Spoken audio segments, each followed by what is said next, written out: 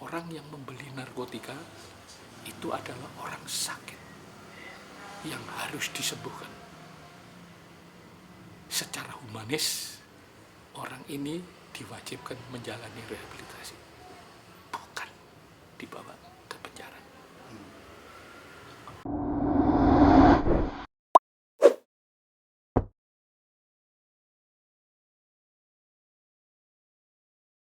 Ya, penanganannya memang ini secara khusus. Ya, kalau menurut ilmu pengetahuan ya ditangani secara humanis. Kenapa ditangani secara humanis? Karena memang undang-undang narkotika itu sangat humanis terhadap penyalahguna narkotika dan kerasnya hanya terhadap pengedar. Humanisnya di mana? Jadi penyalahguna ya yang ditangkap itu diperiksa, diberikan pasal tunggal 127. Ya, pasalnya pasal tunggal. Karena pasal-pasal lain itu pasal yang diperuntukkan untuk pengedar. Nah, gitu ya.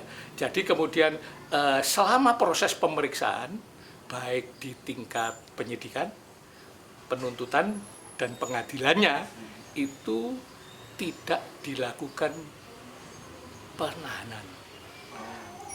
Sebaliknya wajib ditempatkan di lembaga rehabilitasi milik pemerintah.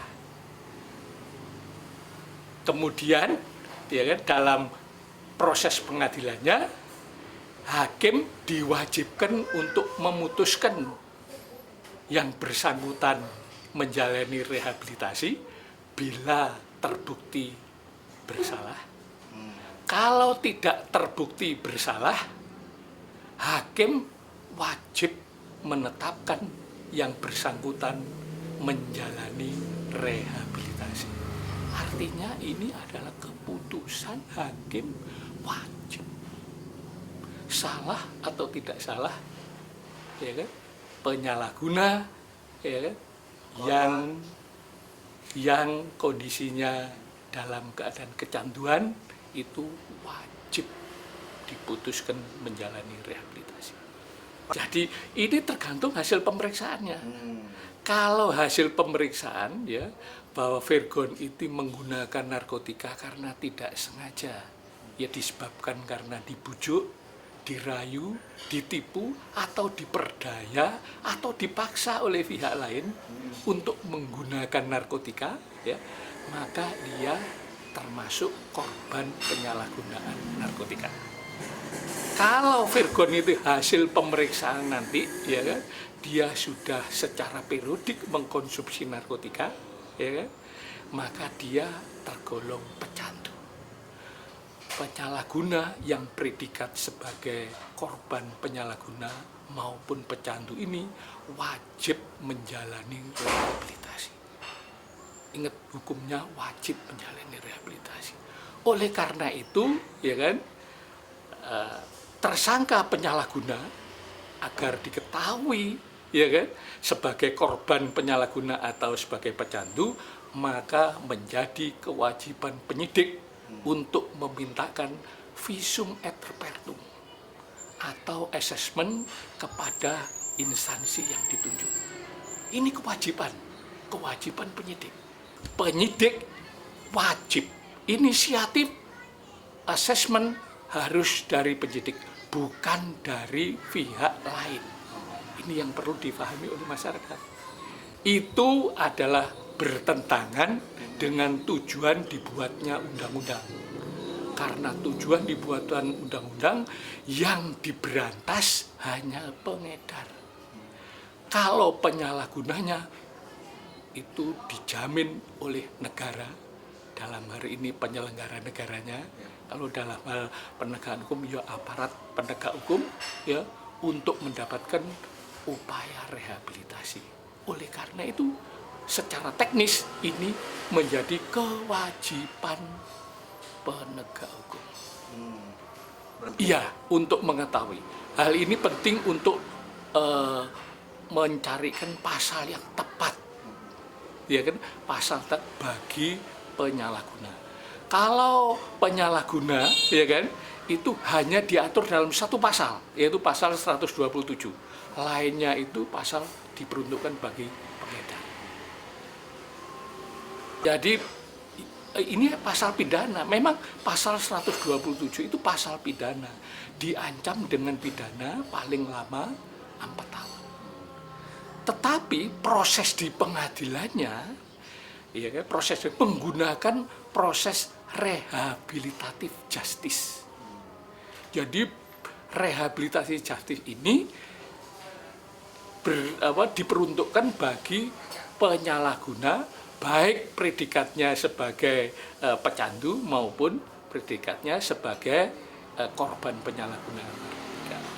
Undang-undang narkotika tidak membedakan, ya kan, untuk penyalahguna berapa banyak yang dipegang, yang digunakan atau yang dimiliki. Kalau pengedar memang ada gramasinya, artinya jumlahnya. Kalau jumlahnya di bawah 5 gram, ya, untuk pengedar itu kejahatan kepemilikan narkotika biasa. Tapi kalau lebih dari 5 gram, namanya, ya kan, kejahatan narkotika dengan ancaman pemberatan. Nah, ini yang harus dipahami oleh masyarakat dan penegak hukum, bahwa penyalahguna itu, ya kan, tidak dibatasi gramasinya. Asal tujuan kepemilikannya untuk dikonsumsi, maka dia termasuk penyalahguna narkotika yang diancam dengan pidana, ya, berdasarkan pasal 127 ayat 1 maksimum 4 tahun. Das ini nggak bisa ditahan, nggak bisa dilakukan upaya paksa penahanan. Orang inilah yang wajib ditempatkan ke dalam lembaga rehabilitasi atau rumah sakit yang ditunjuk pemerintah. Ini kekhususan hukum narkotika, gitu. Ini yang selama ini, ya kan, tidak dipahami oleh masyarakat, termasuk penegak hukumnya. Ini undang-undang narkotika, hanya undang-undang narkotika, ya. Undang-undang narkotika itu, ya kan, adalah undang-undang khusus. Kenapa dikatakan undang-undang khusus? Karena undang narkotika itu mengatur, ya kan, ketentuan-ketentuan kesehatan. Yang kedua, mengatur ketentuan-ketentuan pidana. Yang ketiga, mengatur ketentuan-ketentuan internasional. Ini yang harus dipahami. Sehingga, ya kan, undang-undang narkotika itu isinya penyalahguna diancam pidana, prosesnya secara rehabilitatif, hukumannya hukuman alternatif menjalani rehabilitasi. Iya, alternatif, bukan hukuman pidana. Nah, kalau hukuman pidana dijatuhkan, maka, ya kan, lapas yang menjadi korbannya, dia pasti menjadi overkapasitas. Nah, ini sebuah keanehan, karena di seluruh dunia itu nggak ada lapas yang overkapasitas, ya kan, hanya di Indonesia. Itu pun overkapasitasnya karena perkara narkotika. Kenapa? Karena penyalahguna dimasukkan ke dalam penjara. Ini aneh. Ini menyimpang dari ketentuan internasional. Ini menyimpang dari hukum narkotika kita. Nah, ini yang perlu difahami oleh masyarakat.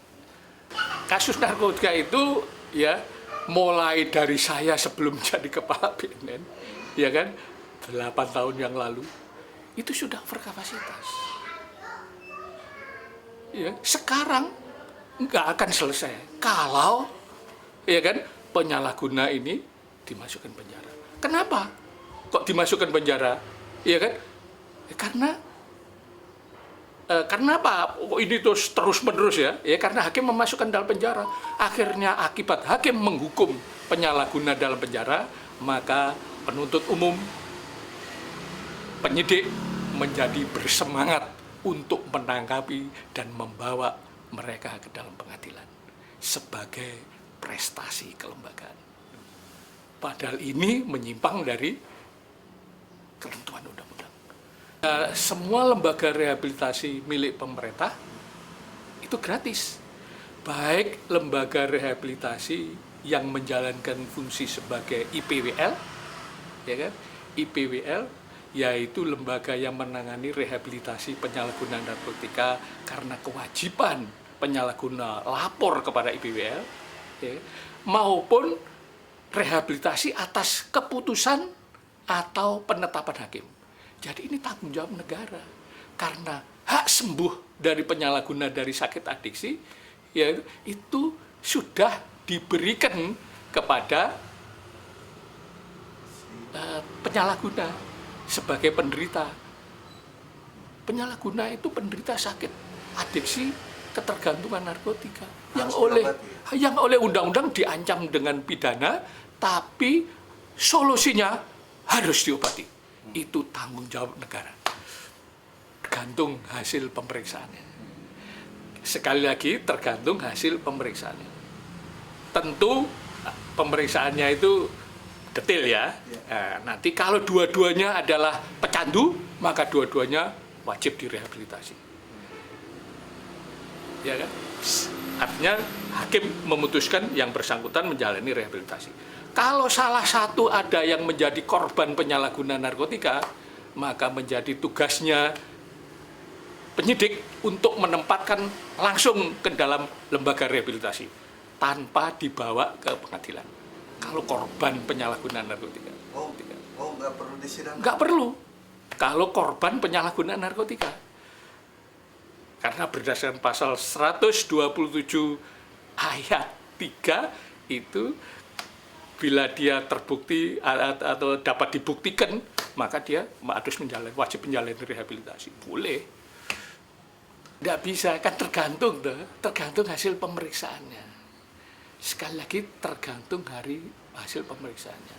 Pemeriksaan orang yang tertangkap narkotika itu ada yang jadi korban penyalahgunaan, ada yang menjadi pecandu, ada yang jadi pengedar. Nah, kalau jadi korban penyalahgunaan narkotika itu, ini yang harus ditempatkan di lembaga rehabilitasi oleh penyidik dan tidak perlu dibawa ke pengadilan. Ini. Tapi kalau dia sebagai pecandu, maka dia bisa dibawa ke pengadilan. Tapi prosesnya rehabilitatif. Saya ulangi lagi, prosesnya rehabilitatif. Bukan restoratif. Prosesnya rehabilitatif. Wajib ditempatkan ke dalam lembaga rehabilitasi. Nah, kalau dia sebagai pengedar, nah ini harus diterapkan secara pidana. Ini hukumannya berat. Karena menyangkut perampasan aset hasil kejahatan. Jadi hasil kejahatan, asetnya dia harus diperiksa, mana yang hasil kejahatan, nah, itu bisa dirampas oleh negara melalui pembuktian terbalik di pengadilan. Nah, jadi menjadi pelaku tidak pidana narkotika itu ya berat ancaman hukumannya. Ya, saya kira ini itu tadi, karena prosesnya ada yang membujuk tadi, ya bisa-bisa saja, ya kan? Artis menjadi sasaran karena menjadi sasaran empuk ya. Tapi sesungguhnya tidak semua artis ya. Artis yang tidak mau mengkonsumsi narkotika juga banyak, ya kan? Artis yang tidak dibujuk, dirayu, yang tidak mempan ya, tidak mempan dibujuk, dirayu, diperdaya, ya kan? Itu banyak. Tapi yang mudah dibujuk, dirayu, diperdaya, nah itu ya ada. Sehingga itu yang menjadi sasaran empuk. Ya, iya kan? Itu yang sasaran peredaran narkoba. Iya, untuk peredaran narkotika. Iya. Ya pada prinsipnya begini. Pada prinsipnya ya, kenapa saya katakan penyalahguna itu tidak urgen ya untuk ditangkapi gitu. Ya karena masih ada cara yang lebih bagus, yaitu memerintahkan penyalahguna untuk melakukan wajib lapor pecandu. Malah status pidananya gugur, berubah menjadi tidak dituntut pidana. Jadi ini cara yang lebih humanis. Harusnya itu yang harus didorong oleh penegak umum. Penegak umum harusnya mensosialisasikan, penyalahgunaan narkotika, ya kan? Siapa saja Anda yang sekarang, ya kan, sudah terlanjur mengkonsumsi narkotika, laporlah ke IPWL untuk mendapatkan rehabilitasi biar sembuh, biar tidak melakukan tindak pidana, tidak mengulangi lagi. Itu yang lebih humanis. Kalau ditangkapin negara rugi loh. Menghambur-hamburkan sumber daya penegakan hukum. Bayangkan saya kemarin ke pengadilan, proses pengadilan sampai berlarut-larut lama itu, ya kan, panjang, kasus narkotikanya banyak yang diperiksa di sana, ya kan. Sebelum saya diperiksa itu banyak meriksa kasus narkotika. Itu sama dengan ya menghambur-hamburkan sumber daya penegakan hukum. Oke Pak, terakhir. Ya yang perlu diketahui adalah bahwa narkotika itu adalah obat, satu sisi. Yang kedua, kalau disalahgunakan bisa menyebabkan sakit. Sakitnya bukan sakit fisik saja, tapi sakit psikis. Maunya nyari narkoba untuk dikonsumsi. Kalau tidak, dia akan sako.